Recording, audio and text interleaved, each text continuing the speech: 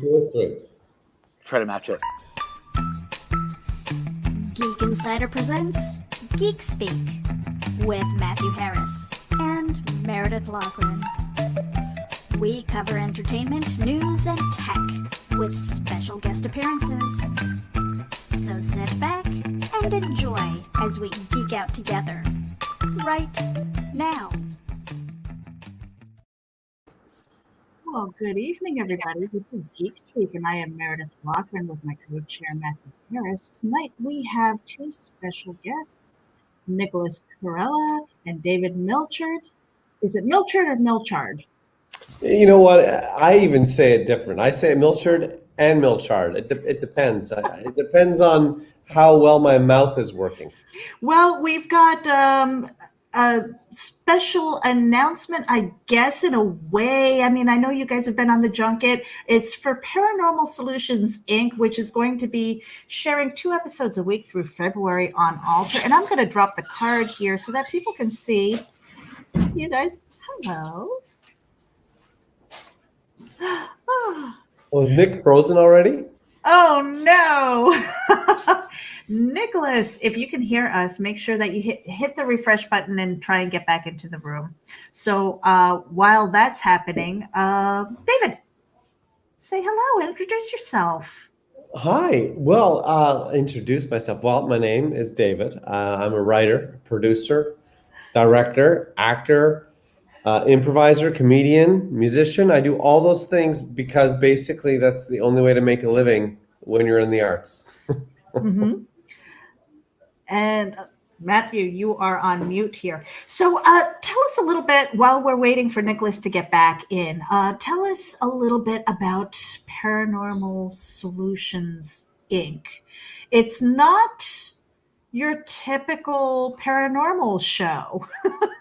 No, it's not. I don't, can you guys hear the sirens real quick? Yeah. Barely, just barely. We just wanted to make sure. I'm on a busy street, so we often get a lot of sirens. Paranormal Solutions Inc. I always like to describe it as it's Always Sunny in Philadelphia meets a modern day version of Ghostbusters. Mm-hmm. A bunch of hapless idiots trying to make a living, and they decide that they're going to believe in every sort of paranormal activity that exists, not just ghosts, everything. And they branch out their business and find themselves on all sorts of wacky, wild adventures, and they don't really know what they're doing at all. So they're just taking. Go ahead. I'm sorry. I was just saying they take any job offer that comes, even though they don't have any reason or wit to even solve it. Well, when this came across my desk, that was the first thing I told Meredith. I said, I love the "we believe in everything," and I was just like, let's see if we could talk to these guys, because that it just sounded like right up our alley. Go ahead, Meredith. Yeah, no, I was watching the trailer on this, and I was just laughing my butt off because it was one of those things where I was like, oh, this is right up my alley. Like, I totally want to binge watch this thing. And so so it's really cool that there are going to be 2 episodes that are dropping tomorrow, but this is not a brand new show. That's correct. That's right. Yeah, it's, I did a web series called Conversations with My 2-year-old, Mm-hmm. which went viral. And it's funny, I have kind of a long history with YouTube. When YouTube first came out, I had another writing partner and fellow comedian where we're like, oh, let's get on YouTube. We started making some stuff, some web series.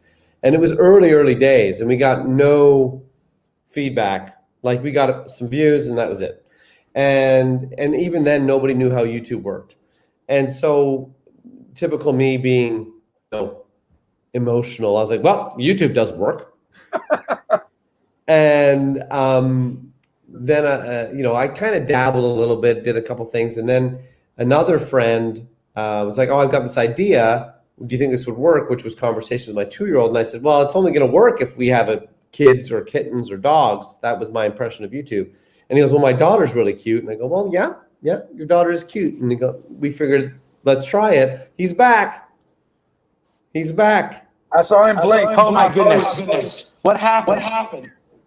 A paranormal event. I'm so sad. Definitely a paranormal event. So I won't jump in the middle. I heard you were talking about Coco there. So you go ahead. You did. I'll just play chop liver second fiddle to this entire conversation. Yeah. Okay. Yeah, I blew it. Over. It's done. It's over. It's almost over, Nick. It's almost over. Don't worry. So we did that, and then that kind of opened up our minds to trying different things. And Nick is someone that I've known for years, and Mish, his wife, great director, all those things. And we were like, let's play with this paranormal idea that we had floating around. And that was back in 2013, 2014. And wow. Right? Like, it blows my mind. And so we thought, we could piggyback the viral hit of Convos and do all this stuff. And we had a very intricate strategic release strategy with bonus videos and excerpts and all this stuff. And it was right around that time, of course, YouTube started finicking or messing with the algorithm. And so we kind of got lost in that junket. And I think also the reality is when you're a storyteller, YouTube isn't always the place to put your content, because it does seem to be DIYs, vlogging, and stuff like that a little bit more than actual storytelling. So it becomes a bit of a challenge on YouTube for that. You have to build up a following and take some time. Right, which is so wicked that Alter's kind of jumped on board and like put us in front of the right people, perhaps. You know what I mean? And we're really stoked about that too. Yeah.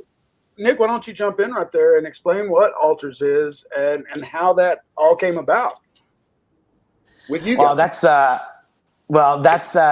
is kind of like it's a longer story, but we got time, so that's definitely it's good. So Alter, first of all, is Alter is definitely this platform that I guess it's a horror arm for Gunpowder Sky, which is a company that both David and I were like dream work partner type people, and David, I think, continued to send the show over and over and over again to their acquisitions team, and then eventually they watched it and they're like, "Yeah, we want you. Come on down, please." And we're hoping that we can put a little pressure on them.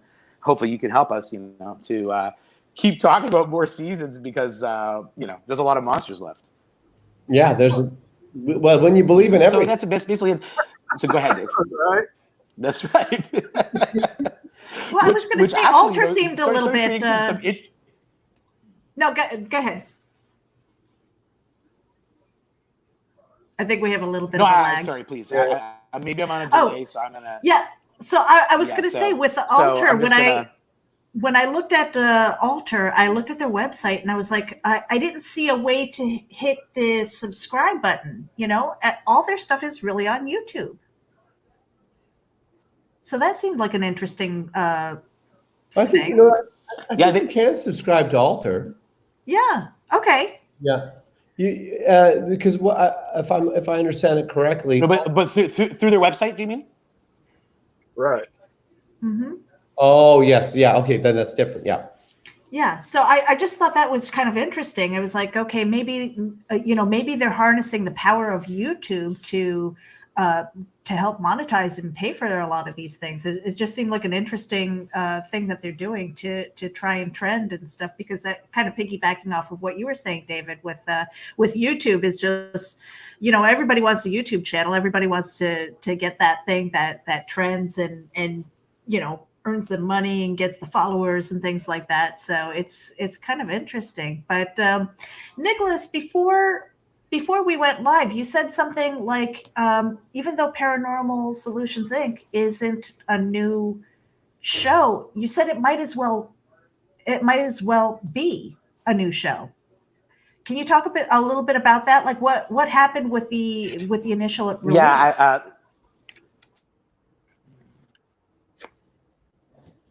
Well, as David was, am I in real time yet? Am I still lagging behind? I think I am, since nobody's answering me. Okay, that's so rough.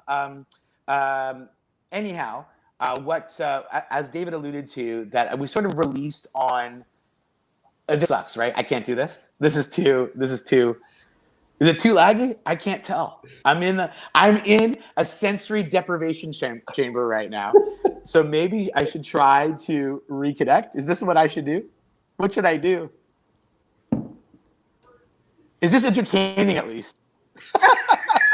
Oh man. I was going to say, keep going. Keep going. I don't know what you're laughing at. Oh, were you? Okay, I will try. All right, so okay. So as David was talking before about on maybe on like a brand new YouTube channel or on the Convos channel, it wasn't necessarily the right avenue, and we didn't really get a ton of views or get a lot of exposure, I think, to the right avenues. And even though we're a comedy, showing up on a place like Alter where people are actually interested in, you know, monster content, horror, that thing, you know, maybe in a time like now, you know, a little bit of levity might really also help in between all of the, you know, murder and scares, you know. But we tried as much as we could to just to have it be credible while we were making it. So let me ask you both then. What have you been working on since then? Well, lots of things in a way. Like currently, the most recent thing I'm working on is getting back to my comedy roots and doing a live stream called David and Ken's Comedy Hour with music. It's a live stream on Convos TV on YouTube, and it's also on David and Ken's Facebook page on Facebook. And it's an interactive show where we have conversations and chat with the chat room, and that inspires musical songs, which we all improvise. So that's something I've been really enjoying doing, and I look forward to. I'm doing that on Saturday night at 7:30. So tune in. Very cool. Now, y'all mentioned that you're hoping that we get some more seasons here. Do y'all already have some outlines of possible episodes? Y'all kind of know what direction you want the show to go, or you waiting for that, you know, at least the yellow light instead of the red light right now?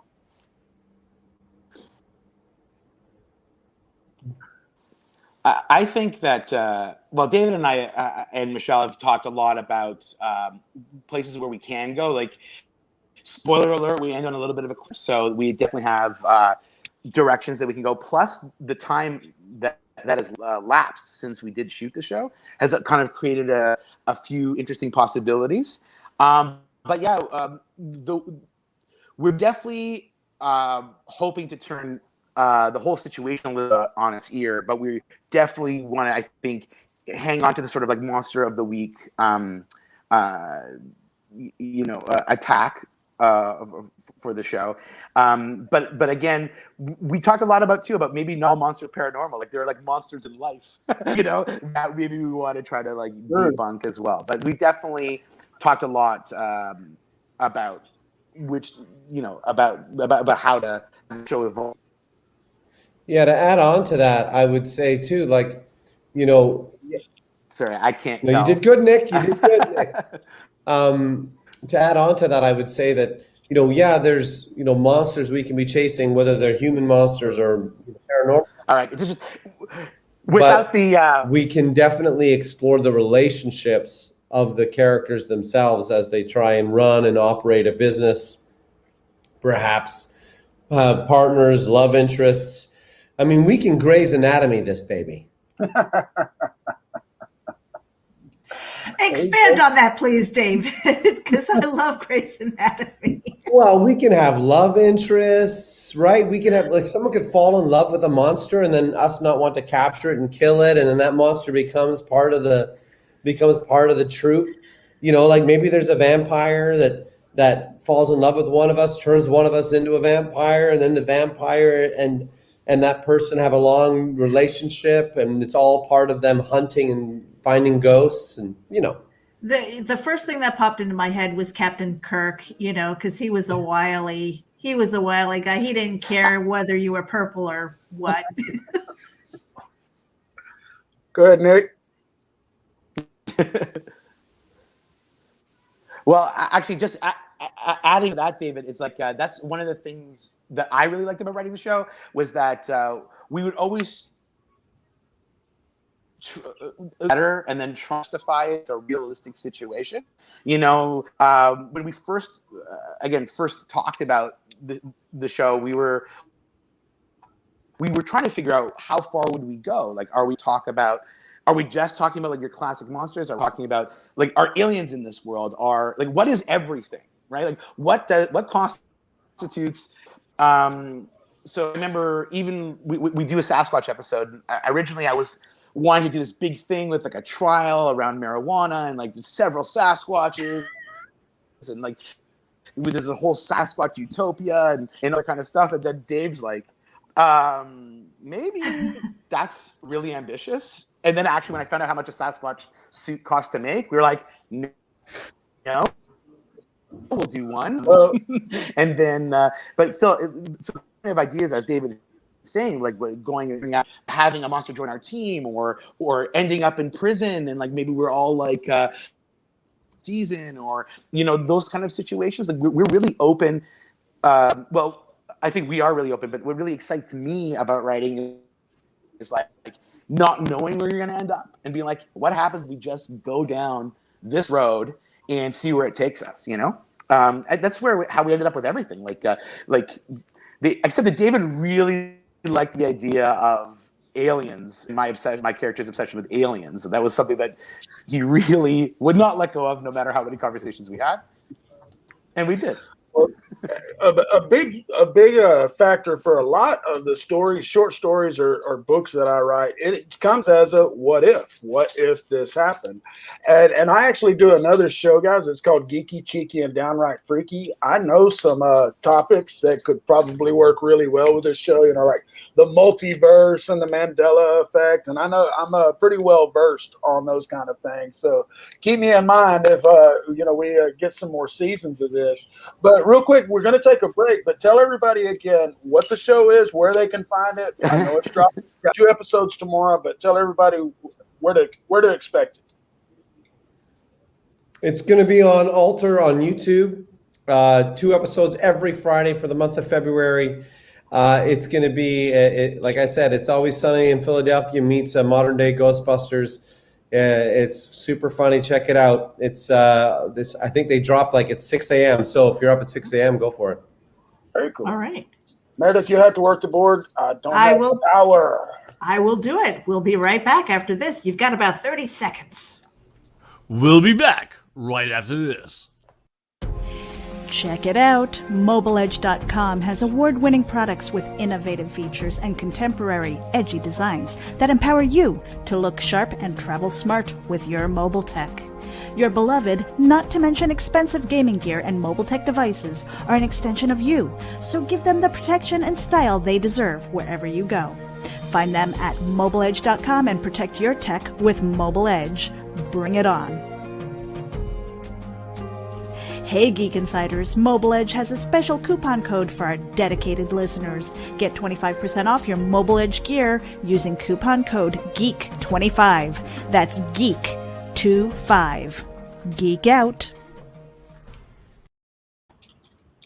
And we are back with paranormal. I'm going to find my tongue here. Paranormal Solutions Inc.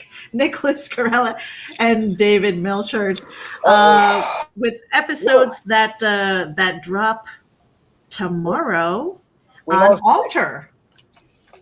We lost. You know, this happened to us before. That's happened to us before. That was that's very strange. We had the lady that was in all the Fast and Furious movies. What do you mean, the lady who was in? I can't think of her name. Jordana Brewster, Matthew. Thank you. Yeah, Jordana Brewster. Same exact thing. We went to a break and she disappeared. But Nick, can we hear you now? I'll just text him. Nick? Nick dropped into one of the multiverses that I was talking about. See, we just lost Nick and there's a new episode. Nick is gone.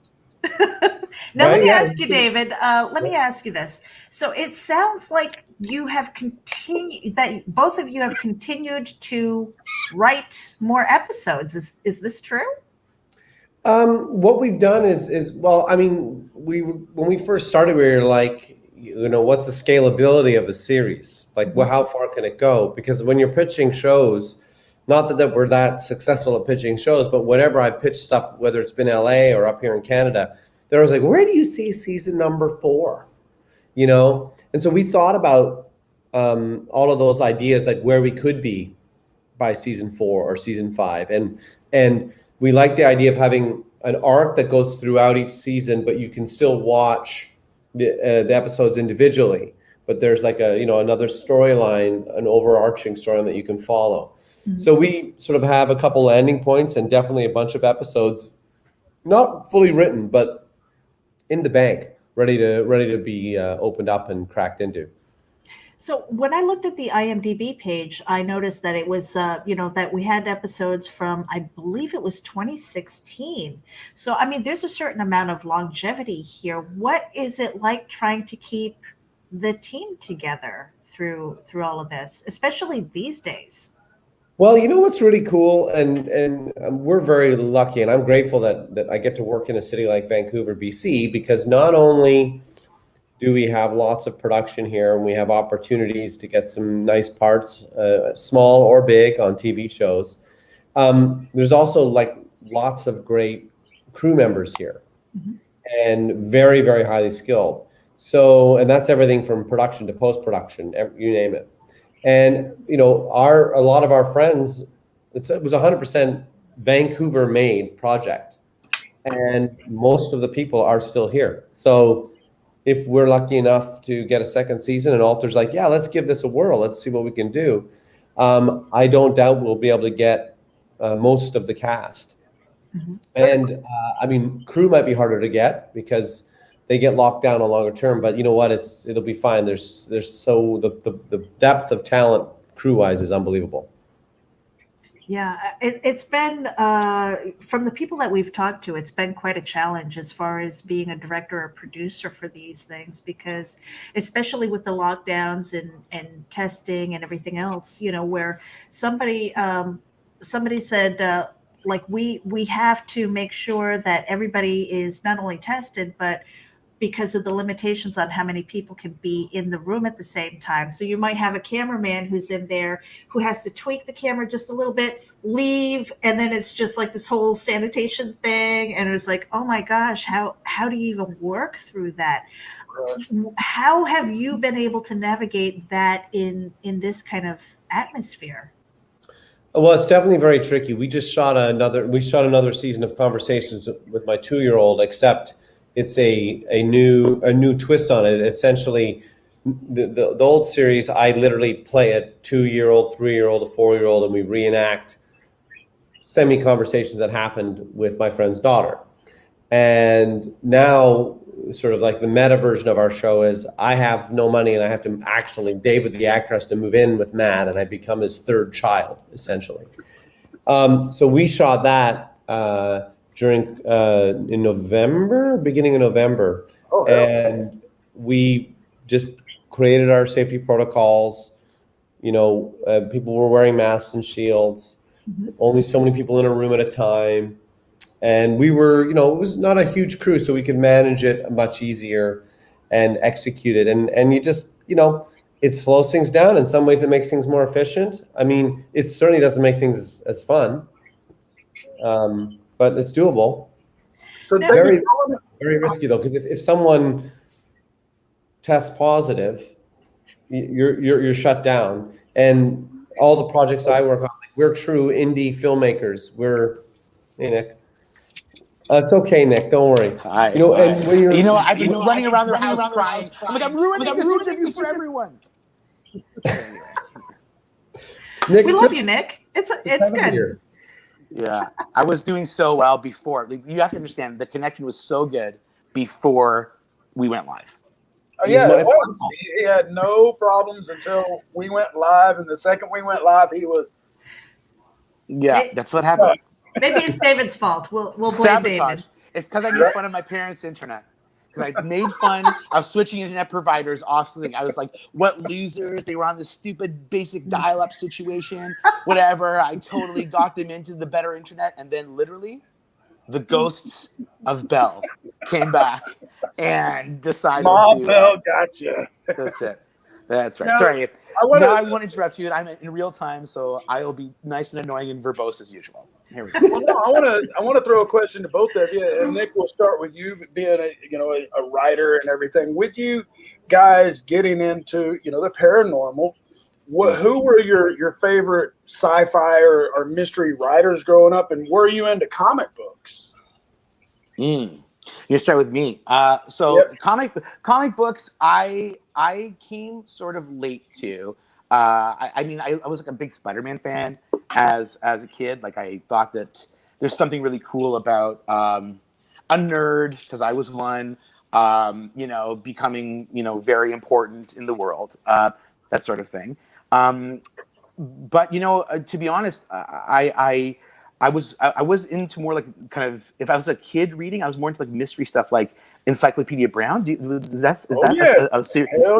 was a series that I would read like rabidly. And then I got into like choose your own adventure books, that sort of situation. So the thing is that like, I think that in terms of like, I was always really into mystery and solving things and that sort of thing. But, and then in terms of paranormal, like I grew up pretty Catholic. And so I was pretty afraid of the devil for most of my life, like to the point where I really and truly believed that the devil came to me in the mirror in the middle of the night kind of situation. So I think that religion definitely is a good baseline for believing in the paranormal. So I didn't want to mess with it. I didn't want to mess with it. Like I did Ouija boards, I did all that stuff, but like I really didn't want to mess with it because I really was afraid that like. I was going to hell, I grew up with a very strong Christian beliefs, and a lot of my writing, especially my short stories, it's good versus evil, heaven versus hell, God versus Satan, right. Just good versus evil. But I think you're exactly right. I do have a very strong affinity towards the supernatural, always have. I was a closet nerd growing up because I had a lot of redneck cousins. You get, slugged being a nerd. So my Encyclopedia Browns and Hardy Boy books, they were on the bookshelf, but back behind the Stephen Kings. And but yeah, I totally get where you're coming from on that. Religion does give you that kind of foot in the door, that gateway drug into the paranormal or the supernatural. For sure. And then, sorry to interrupt you there, Matthew, but as I got a little older, I then really wished for paranormal experiences because I was like, please tell me that ghosts are real so that there's hope for an existence beyond, like this is like, I'm like, great. People would be afraid of a ghost and be like, fake. God, that would be fantastic, So have you ever had a true paranormal experience where you thought you were communicating with something intelligent? Yes. I've become a cynic since, but I definitely, it's weird though, because I think it's like, I still truly believe that I did. However, my brain as an adult keeps telling me you couldn't possibly have, right?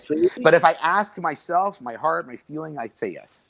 Even something actually, if I may share, even something very recently, like my wife's grandmother died earlier this year, and we were kind of hanging out, listening to Spotify, just like listening to music or whatever, and then some song that was like not on any of our playlists started playing. It was like a Jimmy Buffett song, and she really liked Jimmy Buffett, and it was like this really weird kind of thing. We're like, oh, that's kind of a funny coincidence or whatever.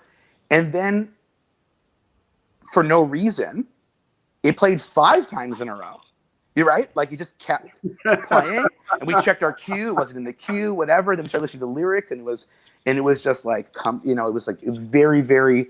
And then as soon as we acknowledged it and did we were kind of laughing about it and did a shot of whiskey because that's what she liked to drink, then it stopped playing. Like it started going on to new songs again. So we're like, I guess my feeling is that if there was going to be any sort of levels of communication from beyond, it would have to be through some weird something explainable, right? You're not like breaking the rules of physics, right? It have to be some sort of strange glitch. Like maybe by accident we hit the cue 5 times on a song we never heard of, like maybe that's possible, but why would we have done that? Well, and that's the thing for me is that I think sometimes we get those cues like that, but it gives us that plausible deniability because we can't have that definitive answer in front of us. Yes, there's life after death, because then there's not faith anymore. It's just knowing. Right. And so I think sometimes that's why, like you said, the further away you get from that initial event, that you're trying to rationalize it in your mind. And I think that happens a lot with this kind of stuff, like what I was speaking with earlier about the Mandela effect and the multiverse theory, because people at the time when they experience these things, and I've experienced some very disturbing things in my life, and at times my mind is going, dude, you're crazy. But then I go, well, yeah, but I had witnesses, and so I'm not crazy. My mother had me tested. And I would love to hear if David's had any paranormal. Yeah. Well, he had all the time when I was lagging to talk. Let's back up and ask about the writers and comic books, and then go into paranormal activity. Let's cover the gauntlet here, David. Well, I want to definitely come back to the Mandela and the multiverse theory because I want to know more about that. But I'm actually much like my character in the show Paranormal Solutions Inc., whereas I'm only in it for the money. I don't believe in any of it. I don't think it's real. So I'll say yes to experiencing anything because I don't believe in it. Like a great story for me, I've never had an experience where I thought, oh, like this is a paranormal event that's occurring. My wife, on the other hand, she gets signals, as she always says, and vibes. Even in our apartment, she says there's a lot of wild energy she feels in here. And I'm like, well, that's because it's us. We're always yelling at each other.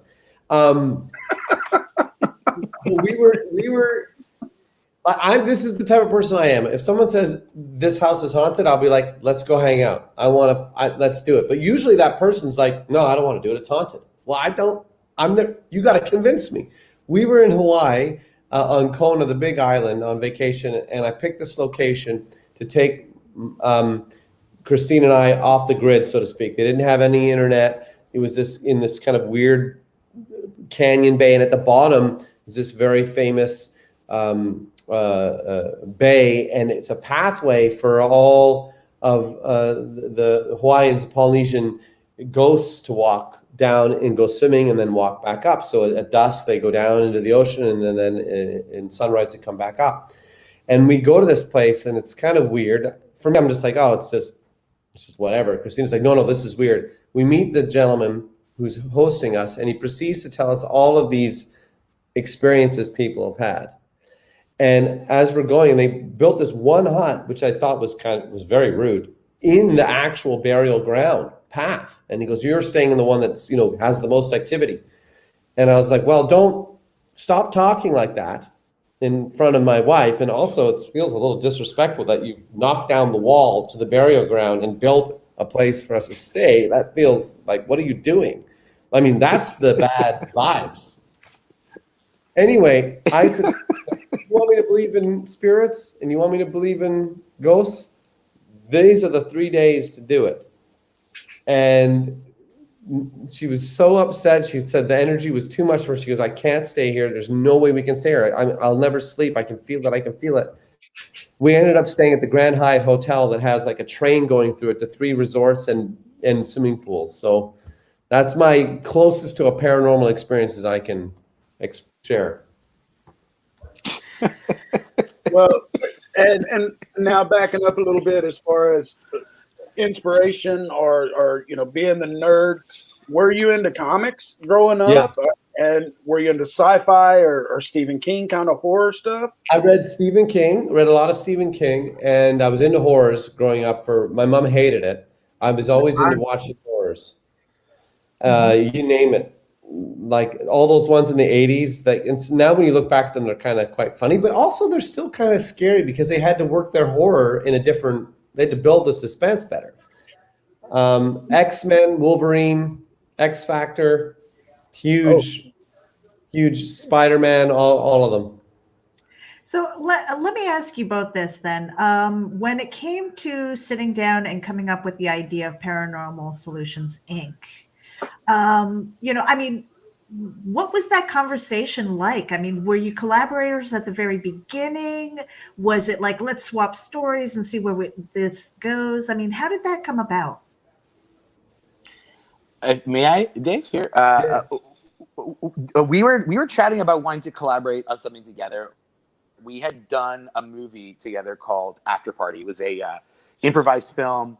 Really liked working together. We the thing that's really cool about up here in Canada is that if you're in Vancouver or you're in Toronto, you have really, really tight knit like groups of really talented people that hang out together.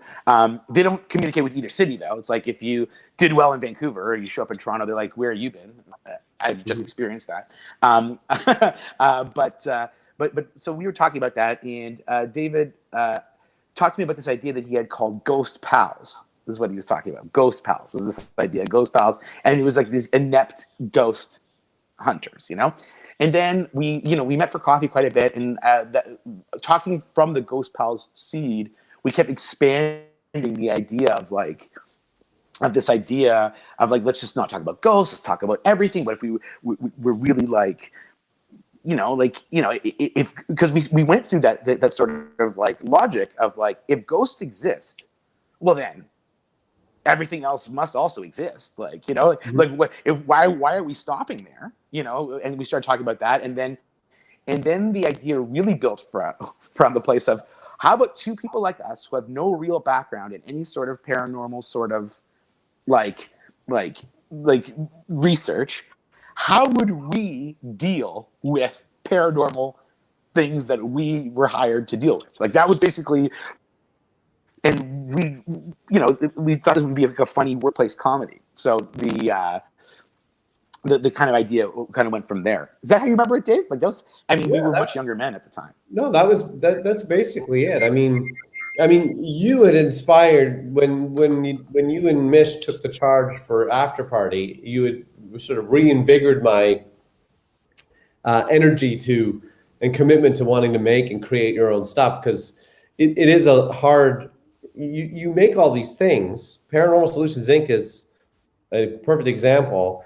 Something that we're all very proud of. We did it on such a tight budget. You make it, you put it out there amongst all of this content, and you're competing against everything. Like I said, you're competing against how to make cookies look like gremlins or whatever it is. You're competing against CNN's on YouTube. Everything's on YouTube. And then you don't get the feedback that you want, and it's kind of it's tough to keep going. And again, that's why we're so grateful that Alter, with all the emails and the phone calls, literally I was in LA talking to them, I was in London talking to them, I was tracking them down. I was like, you have to take this show. I don't know why you don't take this show. And they finally did. And thankfully someone took the time to, this guy's annoying, maybe we should just watch it. But it's hard to keep making this stuff because it is a challenge. You're competing against Netflix, and you're competing against J.J. Abrams. And everybody's getting a streaming platform these days. There's a new one coming out all the time. I've got to take a step back and look at how many I am subscribing to, because a lot of them will come out and I go, oh, I want to check this out. And then I forget about it, and then a month later I'm getting charged and I go, oh, I got to cancel that. And 6 months later, I'm still going, I got to cancel that. But you bring that up, because I've just made a movie called Fucking Idiots. And I don't know where I should put it. No, it's actually, we've had that experience so often too. We've made my company talked about the After Party, but we made several features. We made several even when you get distribution, even when you have amazing distribution companies on board, it's unless they're pumping tons and tons of cash to people seeing it, it's who's gonna choose a box with my face on it when right beside it is Issa Rae. They're like, oh, I know her, I'll watch that instead. and it's a very, very interesting time where all this content is being created, but it's like, it is very much like television in a strange way. Like now we just have channels of streamers, and whoever's pumping the most advertising dollars is the ones you're going to watch, or who keeps it the most competitive priced. And it's very, not to get too dark about not making things, but no, but I mean, you're being honest, and it's reality. It's Now, just we're going to take another break real quick, but Nick, you've been doing really good since the last time you came back, and after the last break, you kind of disappeared. You might want to, you're starting to chop again, so you might want to restart again real quick and come back. But I want to just remind everybody that on Alter tomorrow on YouTube, that is sure. I'm trying a different device. My phone, this phone, the iPad, my computer already blew up. It's too much. All right, I'll try. But the show's going to drop tomorrow on Alter. We got 2 episodes tomorrow, and then every Friday throughout the month of February. And then, of course, folks, if you're tuned in on the podcast, which, of course, the Geek Insider Geek Speak podcast, you're getting on any platform that's out there. If you're listening to this there, don't forget Geek Insiders on YouTube. But we have, just in the last couple of weeks, we have opened up a new channel, which is just Geek Insider, which should have been that way a long time ago, but we're cleaning it up because we have 400 videos, over 400 videos on Geek Insiders between the Geek Speak, the Geeky Cheeky and Downright Freaky, and then all of our friends' shows. We've got 400 videos just from last year alone, everybody. So make sure you go and check it out. There's some great interviews over there.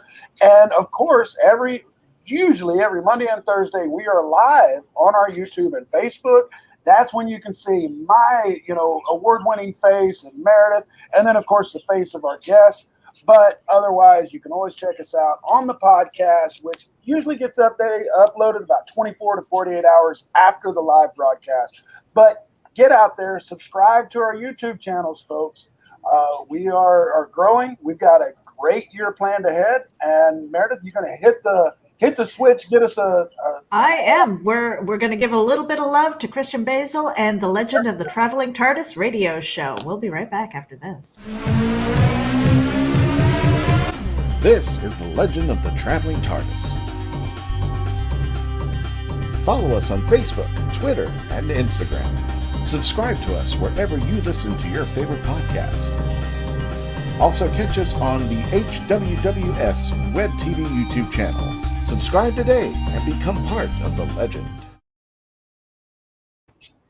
Okay, and we are back with David Milchard, and we're going to wait for Nicholas Carella to come back in. It's weird that happens every once in a while with the live streams, but that's live streaming. We've had situations where somebody like the cat would be on the desk, and we just get like full blown cat ass right there, and kids running through and. I've been seeing some that go viral on CNN and stuff like that. The kids walking in. We've had some really great ones with the kids coming in as well. Or pets. David, I wanted to circle back around to you. You said you wanted to circle back to the multiverse and the Mandela effect. What did you want to talk about on that? Well, I'm not even sure what the hell it is. All right. Well, you said that you were a fan of a lot of the horror stuff in the 80s. So I'm going to guess that we're fairly close in age. We're not too far. I graduated in 87. So what do you remember about Nelson Mandela death? We'll start with that because that's where the Mandela effect comes from. His death? Yeah, his death. I don't really remember much other than that he passed away. Okay, well, the thing is that a very large group of people, myself included, remember seeing his funeral on television in about 1988 or 89. And come to find out a few years later, he's being released from prison. That's how I found out who Nelson Mandela was this big funeral on TV. A few years later, I thought that guy died. I blew it off. Decades later, we find out that there's thousands, if not millions of people that have this exact same memory. The thing is that that's not the only thing. There's a lot of other things that people remember one way to where history reports it completely different now. Let me ask you this. Do you remember a certain spokesperson back in the 80s that worked for Publishers Clearinghouse, went around and handed out big checks with a prize patrol? Yeah. Ed Who would McMahon. that be? Ed McMahon. Okay, he never did it. He never handed out big checks. He never worked for Publishers Clearinghouse, and he never awarded anybody at their homes. He worked for a very little-known competitor of Publishers Clearinghouse, but still, he never once left the studio. He never once surprised winners at their homes with oversized checks. And I've done a whole show on it on our channel on Geek Insiders, on Geeky Cheeky and Downright Freaky. It never happened, and that is one where millions of people. That's the first one. That's the first one I got nailed on, because every time someone's talking to me about the Mandela effect, I'm like, no. I remember where I was when Mandela was released from prison. He didn't die. So just like, I'm going to say recently, but now I'm going to say, but Right. like from 2000 until now is recent in my mind. So even though that's 20 years. And then the thing with like Shazam, I'm like, no, that's not a thing. Like, I'm like, everyone's conflating this memory of the Shaquille O'Neal movie, Kazam, like all these conflated things, right? The Ed McMahon one is the first time where I'm like, I was in a different universe where Ed McMahon handed out checks. Okay, I've got a huge two-part article on GeekInsider.com. I actually say that the Mandela effect should be renamed to the Ed McMahon or the McMahon effect, because it's the biggest Ed McMahon or the biggest Mandela effect in my mind. Because I've just found even when he died, people were in his obituary saying he worked for Publishers Clearinghouse and handed out big checks, and it's just not the case. He never ever did it. So I'm sorry to interrupt you again, Matthew. So I'm sitting here. So in the 80s, I will say I was very young. I know I don't look it. I drink a lot, so this is what happens to you. And the thing is that the fact of the matter is, though, like, so I remember, like, on Saturday mornings or whatever, in between stuff. But maybe it's not possible they're just conflating like all the ads for Publishers Clearinghouse and then this weird little competitor that maybe had like on WUTV or whatever. Like, I don't know. Very much so, yes. And that was my thing too, is that we could conflate that. But why do we all have that anchor memory of him going to winners' homes, handing them a big ass check when he never left the studio? He never once surprised winners at home. And here's an even bigger kicker, Nick, is that he has a rap song for creditrepair.com where he talks about that he handed out fat checks to the ladies, and he's going back knocking on their doors, and he's going, hey, you remember that big check I gave you? I'd like it back. I need it, because he was having tax problems. But he never, ever did it. He never went out. And now, yes, Publishers Clearinghouse has the prize patrol and has Steve Harvey going out and congratulating winners with a big check.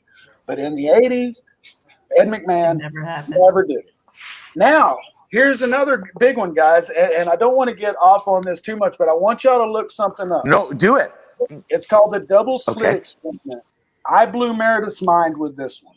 What's it called? The Double Slit Experiment. It's a animated. This sounds like I'm going to get in trouble. It does. Yes, it does sound terrible, but it blew my mind. Here's the gist of it. That would probably be good writing material for you guys. Sir. Yeah, because what you're going to find is that the base of reality acts different whether it's being observed or not. Protons fired one at a time at one slit go through normally. You'll just have to watch it. But anyway, if you shoot protons at two slits, it will go through like you expected as long as you're watching it. But if you're not watching it, it goes through as a wave. You'll just have to watch the whole thing. It's very freaky. How do they know? But if you're not watching it, how do you watch it? You don't see the pattern after it. They're having it hit on a board on the other side. And so when they're and get this, they even put cameras in there and then unplugged the cameras to see if they could trick it to make it think that these protons, thinking that the camera's there and watching, they acted that they were not being watched because the camera was unplugged. Yeah. I'm telling you guys, y'all are Crazy, gonna be crazy writing stuff. me after you go and watch this. Y'all are gonna be writing me. Okay, we want to know more. We want you. No, I'm just Well, kidding. no, but like, Paranormal Solutions Inc. It's like we believe in everything. It was just like, hey, you might want to look at that because that's kind of crazy stuff. Oh yeah. It goes to the Meredith, base of reality. That is okay. This is all that's going through my mind now is how could I ever eat an animal again? I keep convincing myself that animals aren't conscious, right? And then you tell me protons have a personality and make decisions. Well, we can't. And eat. not We're only dead. that, they're That's it. conniving. They're conniving. They're Yeah. like, oh, they're watching us. We better act different. And then when we're not watching them, they're like little freaking kids. They're going to go and party and do what they want. But I remember that was one of the very early episodes of Geeky Cheeky and Downright Freaky. And Meredith is usually in the background just being my producer. And I could see her face and she's going, what the fuck? And so I pull her up and I'm going, what? And she's like, you're blowing my mind here. These are thinking. I said, exactly. That's why this name of this show is Geeky Cheeky and Downright Freaky. But anyway, Wow. guys, feel free to email me if you I'm want to into know more on that stuff. It's Matthew at GeekInsider.com. You go on the YouTube, you'll see it. Especially, okay, here's another one for you. No, Nick, Matthew. wait. Just one more because Nick said he grew up Catholic. I'm into it though. I'm into it. I gotta be honest. Me too. Isaiah 11:6. What animal in the Bible lays down with a lamb? Wolf. Oh. We're gonna say ox, right? Because in the song, the ox and lamb kept time. No, right? it's usually what everybody says is the lion, because the lion and the lamb. Oh. And they usually see Isaiah 11:6. You see the lion and the lamb together. David, you're the first one that ever nailed it. And I've even asked preachers, and they usually say lion. So David busted out with You need to ask a wolf. non-believer. You need to ask a non-believer about facts. You have to ask a non-believer about facts, and that's how you get facts. Hear that? All That's right, Meredith, go ahead. I've been hogging this for the last 20 minutes. We are coming up on the top of the hour. I know y'all still got 30 minutes before the hard out. Do y'all still got a few more minutes to talk, or do y'all need to head out? Yeah, I do. This is exciting. Yeah, I did. All right. Yeah, I mean, Well, I'm literally, I've been in blackness and whatever for half of it, so I'm down. All right. Well, I wanted to get back to the show too, because I love the writing process and things. Do you have one? Do you collaborate often, or do you just kind of bounce off ideas and things? Like what is the process when it comes to writing these episodes? And my next question would be: have you thought about maybe doing a feature film instead of a show? Well, good question. Yeah. Go ahead, Nick. Well, I was going to say, writing this show, we definitely talked through the arc. Like we definitely wanted to have we definitely worked on trying to make sure that the episodes could stand alone, but at the same time you would get like an extra bonus if you watched them all. Right, that was kind of the thing we wanted to do, and we talked through what all the scenarios would be, but we only wrote the first two episodes together. And even so, I took the lead on the first one, and you took the lead on the second one. We kind of swapped scripts. And then we went off from there writing we kind of were like, well, which episodes do you like? And I was like, well, I like the Sasquatch episode. David really thought the premise of the Leprechaun episode is very stupid. So, and he even calls it stupid in the show, in the episode. We reference how stupid he thinks it is throughout. So that was, again, my brainchild. And then the Tentacle Erotica one. What? David didn't want to touch it with a 10-foot pole. He didn't want to touch that one with a 10-foot pole. So that's Matthew's going to be all over that one. Yeah. No. What? The tentacle point. I'm thinking octopuses and buttholes, and I don't want nothing to do with that. Well, there's no buttholes, but there's a kraken.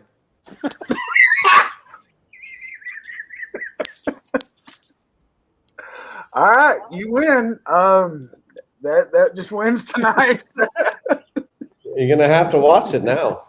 I am gonna have to watch it, and I tell you guys, as you guys have probably seen in the last hour, Meredith and I have odd senses of humor. We like unique stuff, and you know, we watch a lot of indie films, especially in the last year. We've made a lot of relationships with various indie studios, Full Moon Features and Shudder and IFC, and so we get to see a lot of cool movies and meet a lot of cool people, but we like those unique storylines because we've seen some winners and we've seen some not so winners. Well, you know, I mean, speaking of that, when you have a show and you're creating this around the premise of we believe in everything, how do you create that story arc?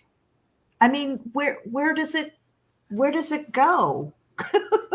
Well, I think it goes back to what I mentioned earlier, was that the story arcs are actually going to be amongst the characters and their relationships with each other. Are they becoming better business people? Are they becoming better humans? Are they becoming more open-minded to different situations that they find themselves in? Are they falling in love, falling out of love, all that sort of stuff? That's where the arcs can keep going. And then I think in terms of the monsters or the double slit experiment, I don't know. It feels like we can almost tackle, based on Nick's suggestion of the leprechaun, we can tackle anything, and I think it'll be quite funny as long as you have strong relationships in the characters. Mm-hmm. And I think that's a really good point. And actually, writing for our friends. Go ahead. So I was just going to say that writing for our friend has actually prompted a lot of sort of the story stuff as well. Like the Sasquatch episode was basically written for Dan Bacon, who so if you haven't seen that, that's episode 4. That's like it's a bit of a bromance. It's a human Sasquatch bromance, and basically written for Daniel Bacon, who plays Mark, because he is a bit of a wimpy guy.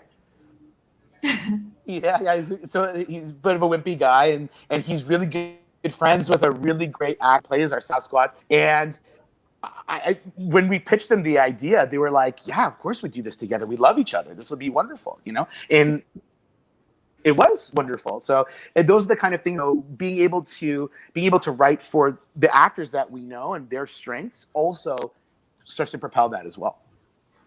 Have they ever come back at you and said, "I dare you to write this"? I don't know. I don't know if anyone's done that. There's definitely been improv. We've done that a little bit to each other. Yeah, like the final episode with you being abducted and taken advantage of. Oh, I was going to say, and probed. Yeah.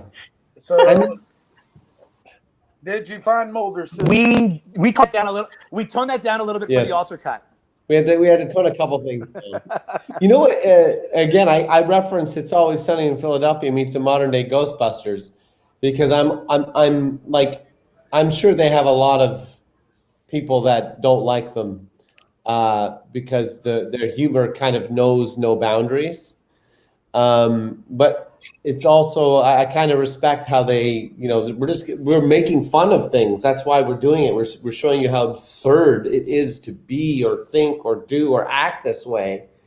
I full respect to them that when they just lean into it. And I think sometimes we did that in this show, and in some areas it probably had to be pulled back a little bit. But we got to take risks. Well, and I don't know if this was answered before, but what are your thoughts on perhaps taking some of these characters in this and some of these monsters and things and turning it into a feature film?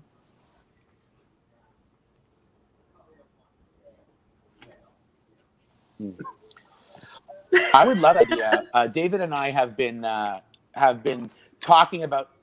Oh no, not again.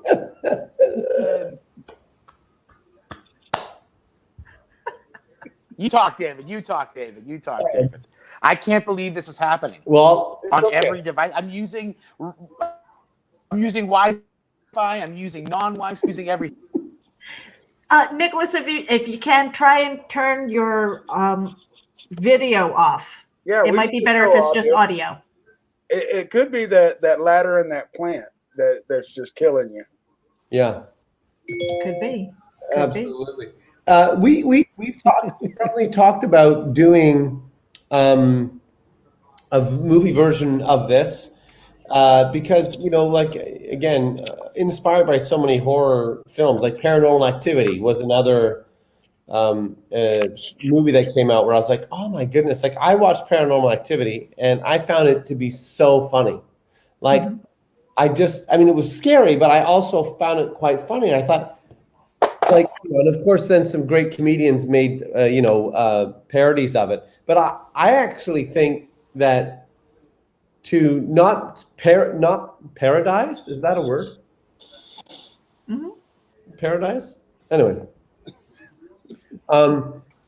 If you make it funny by keeping it real, Paranormal Activity, the action I think is really funny.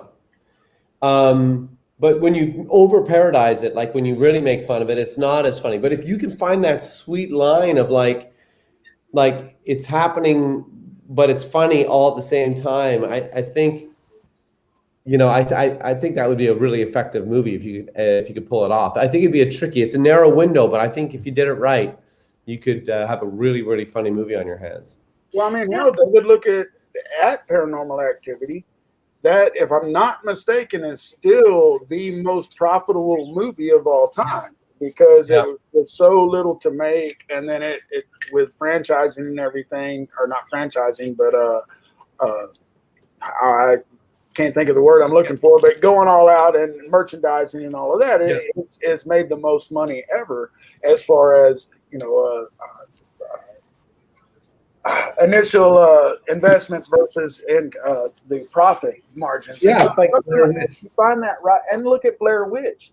Blair Witch was one of the most annoying damn movies ever with that found footage kind of thing. Yeah. But you find that right combination where you are getting that kind of supernatural thing going with the comedy, and just that, like y'all were saying earlier, the character build up and getting people to like the characters and invest in the characters. We've met some other folks like that. The Underpresents, they do a completely scripted show of the paranormal, but where they really try to investigate the paranormal, but they have characters that they play. And so that was a unique angle. Mm-hmm. And there's just so many different ways you can take it, because on Travel Channel, these so-called paranormal shows, those are scripted, and I can't even trust them anymore. So why not go for that entertainment value from the get-go? Well, now I wanted to ask a question to you guys, to both of you, because we have a lot of people who are indie creators who tune in, especially on the replay. Yeah. And one of the things that a lot of independent creators come up against is funding. Finding people who will throw money at your campaign, or, so whether it's a crowd fund or whether it's trying to get people who say, hey, we believe in your project and things like that. Have you looked at crowdfunding? Where do you go? How do you approach people? Do you go to friends and family first, when it comes to trying to say, hey, I've got this vision that I want to create. Can you help me? Nick, are you there? No, maybe. It's in Canada. I mean, there's a few sort of ways to answer that question. My first thing, if you're an indie filmmaker and you're trying to make a movie or make a digital series, I think the first thing you have to do is be really, really objective, because making something is really hard, but then what are your confines? What are your restrictions? What are your obstacles? And then really refine your idea to the point where it's like, well, if I had $30,000, I can make this and it be entertaining and good. And in Canada, we have funding bodies that you can go and pursue, and you can get some money that can make it easier. So again, it's the same thing. It's not going to be lots of money, but it's going to be some money. So then strategically, what is your idea that you can create under this circumstance? Maybe it's $100,000 now, or maybe it's a bit more. And I think, you know, I mean, I've gone to private equity. That comes with its own challenges. You go to studios or you're pitching your ideas. That's years and years. I mean, Paranormal Solutions Inc. We made it in 2014, and finally now it's on Alter. And we're, you know, again, super grateful to finally get that, because we wanted to be seen by an audience probably going to actually appreciate it. But that took 6 years. So yeah. And on that After note, completion. Overnight success. Go Yeah. ahead, Nicholas. Yeah, and I was gonna say, and like I have, Michelle and I have a TV show in development. Doesn't mean it's gonna go anywhere, but like now that we're understanding how they're financing, like, you know, even making it anywhere, it's like how many people need to get involved. Where it's like, well, you need to make sure that you have interest overseas. You got to make sure you have this. You have to make sure that, and then everyone's asking you to, you know, write things for free, and maybe you want to do some notes, and maybe, you know, that's sort of I've started to stop feeling guilty about things taking 10 years to get made. You know, like I've stopped feeling guilty about like that sort of thing, because you really do need to hit you know, like the right person, but at the same time, it's like it really only takes some junior executive to say yes, which is the most preposterous thing. You know, and folks, like they said, this started 6 years, almost 7 years ago. I guess we're getting up on there. But tomorrow, the first 2 episodes are dropping on Alter. So go to YouTube, search up Alter, subscribe, check out the first 2 episodes tomorrow, and then every week for the whole month of February, they're going to drop these episodes. And like Meredith said, I hadn't even got to see the trailer. But Meredith and I are other than politics, Meredith and I are like this on our entertainment kind of stuff. And so when which one of you is the good guy? Which one of you is the bad guy? Politics. Which one's the good guy? Which one's the bad guy? Politics. She's the bad guy. She's the. Oh, okay. And what's funny, guys, we met a long time ago on a cryptocurrency site that was having us write, and neither one of us are real good on cryptocurrency, but we're really good writers. We can research and write about anything. And so I had Meredith come with me along the way, because I love her to death, and we get along really good. But guys, I know y'all have a hard out coming up, and I want to talk to y'all off the air. But there is a question that we ask everybody, and you guys are one of the first for 2021. We've had one or two, but I'm working on an article that has everybody's answers from 2020. But before I get to that final question, Nick, start with you. Is there any place, you know, are you on social media? Is there any place people can follow you? You got a project coming up that you want to promote or plug? Anybody you want to say hi to? And then we'll switch to David and do the same thing. All right. Thank you for hitting me first in case my connection gets screwed up again. Exactly. Best is to follow me on Instagram at Carella Does Not Care, because at the time I did not care about Instagram. And Twitter's useless because my account got deleted and I don't know why. So now I'm a loser on there with only 40 followers. I don't have anything to plug but this show. But I do want to say, if you're still watching, Claire, my wonderful niece who's 10 years old and a burgeoning writer who's really into all of this, if you're still watching, you can also be a technical mess on an interview someday. And Nick found out that he needs a new ISP, especially if he ever wants to do a YouTube show. Oh, man. It's unreal. It's devastated. All right, I am. This is my horrible face. Yeah. David, how about you? Where can people follow you, find you? What you got going on? Well, I got a bunch. So you can go to D Milchard at Twitter, at Instagram. Find me on Facebook, David Milchard. Find me on my comedy channel, David and Ken on Facebook. Find me on Conversations, or actually just do Convos TV on YouTube. And I got, like I said, we're doing the live stream every Saturday, 7:30 p.m. Pacific time. It's an interactive show, David and Ken's comedy hour with music. And look for the movie Fucking Idiots once I figure out how to fucking distribute it. Well, I will definitely fucking tune in, because with that title, how could I not? Meredith, before I throw in the last question, did you have anything? No, I just wanted to thank you guys for coming in today. Paranormal Solutions Inc.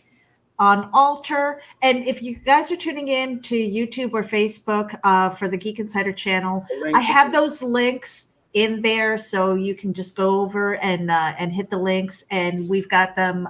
We've got the IMDb's for both of these guys up there too, so you can follow them there as well. So yeah, sorry to hop in there real quick, Meredith. I think there's something else, and I think we kind of touched on it, but to really reinforce it, is that it was quite clear to us based on our conversations with Alter that if the right feedback happens and people like the show, that they would consider maybe doing a second season. So if you like the show and you think it's really funny, definitely like it, definitely comment, definitely share, because you will be one of the people that helps us get to make another season, which would be super cool. So thank you. I have to tell you that we've got I've got a small group of friends that we get together and we kind of group watch a lot of shows and things like that. So that it is definitely, based on the trailer, is definitely on our watch list. So you've got at least us. and I'm hoping that the Geek Insider well, I don't want to say the army, but our Geek Insider followers and fans will tune in as well, because it looks like a lot of fun. It looks like you guys made, just had a lot of fun together. And it's almost to the point where I'm afraid to ask what the outtakes look like. Right. That's got to be wild. Yeah, that could be fun. We couldn't afford outtakes. We had to record every over single frames in the show. We couldn't afford that. Yeah, that's awesome. Yeah. And right. I will call out the Geek Insider army, so to speak, because we have made a lot of friends out there that are like us, that love the independent entertainers, creators. And so, folks, y'all go out there, check out Alter, check out this paranormal. I'm sorry, I didn't write that down. Say it again. Paranormal Solutions Inc. I almost said Paranormal Inc. But make sure you check it out, because these guys, it is something that is a work from the heart, and it's been something that's been going on for a long time. But I'm going to throw our last question out. And David, I'm going to start with you. Nick, if you freeze up, buddy, screw you, man. I know, I'm just kidding. But y'all make sure you stick around, too, when we close out, because we're going to talk to you off the air. Yeah. But, David, if you could go back in time and give your younger self just one piece of advice, what would it be? Oh, that's a very good question. Don't worry about things so much. Very good.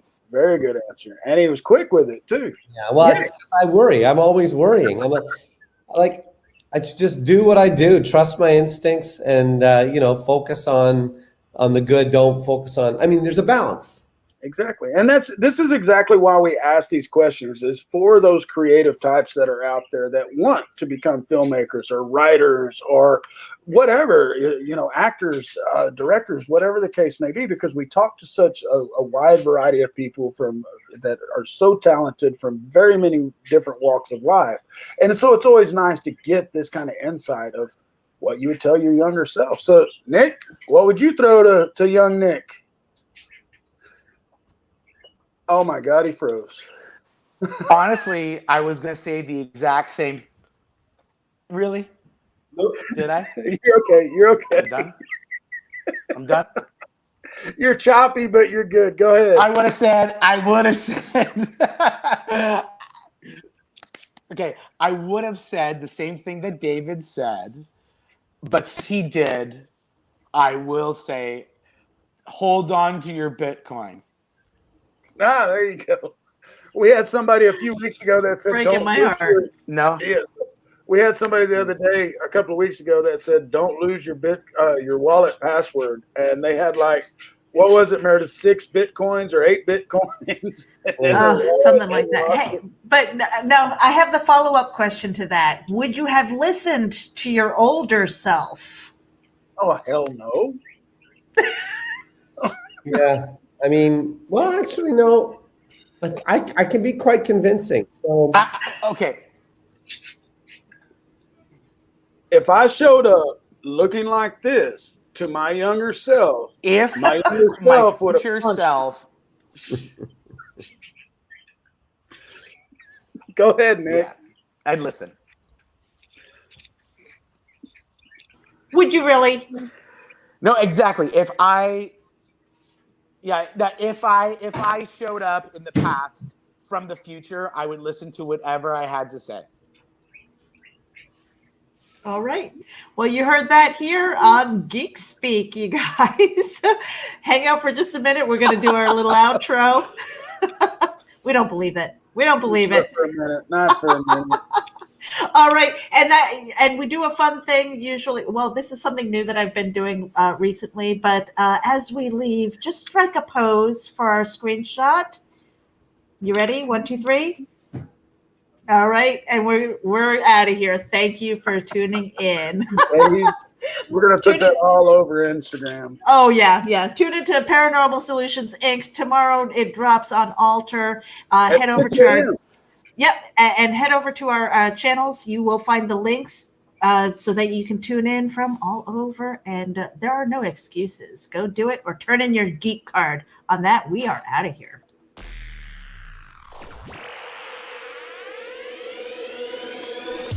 At GeekInsider, we foster relationships with those in the geek sphere so we can give our audience the insider view of entertainment, tech, and more.